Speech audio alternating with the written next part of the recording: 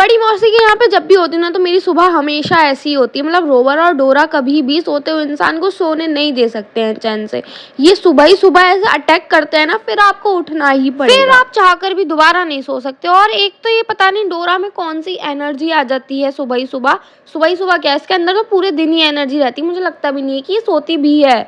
जब भी देखो इधर से उधर कूदती रहेगी, जब भी देखो इधर से उधर कूदती रहेगी। ऐसा लगता है कि रोवर की एनर्जी भी इसी लड़की ने ले रखी है सारी। फिर तैयार हो गए, मैं पापा निकल गए घर के लिए। और उससे पहले मैंने भैया से बोला कि पोला ला के दो, क्योंकि मुझे ऐसा लगता है कि ये रिवाज सा बन चुका है कि मौसी के घर से आ रहे हैं तो पोला लेके आना है। पता है अभी क्या हुआ? मतलब मैं जस्ट अभी घर पे आई हूँ और मैंने अपने हाथ में देखी मेरी रिंग गायब है।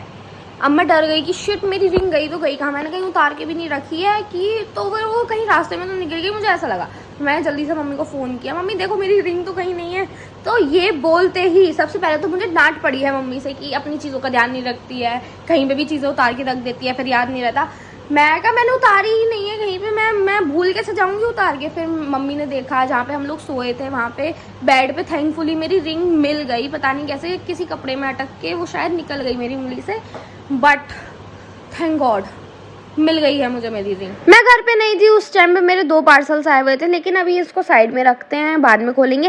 पहले कर लेते हैं कमरे की सफाई, क्योंकि सफाई करनी जरूरी है। मम्मी नहीं है तो मुझे ही करना पड़ेगा। फिर नहाकर नाश्ता करके मैं सो गई थी। नाश्ता नहीं मतलब खाना ही खा के सो गई थी। और बाहर जाके देखा तो हल्की सी बूंदाबांदी भी हो रही है और धूप भी निकल रही है। मतलब ये कैसी बारिश हो रही है समझ नहीं आ रहा है मुझे। शाम के टाइम पे मैंने भाई को कॉल लगा दिया। पहले तो मैंने मम्मी को लगाया था बट उन्होंने उठाया नहीं, क्योंकि शायद पूजा कर रही थी। फिर मैंने भाई को लगाया क्योंकि मैं बहुत ज़्यादा बोर हो रही थी अकेले अकेले और मुझे बात करनी थी। और इस वीडियो को देख के आप समझ सकते हो कि मेरा भाई बहुत कम बात करता है। मैं ही बकर बकर करे पड़ी हूँ, भाई बस सुनता है और उनका जवाब देता है, बस मैं बोलती रहती हूँ। बात करते करते मुझे भूख लग गई थी और मुझे मोमोज खाने का मन कर गया।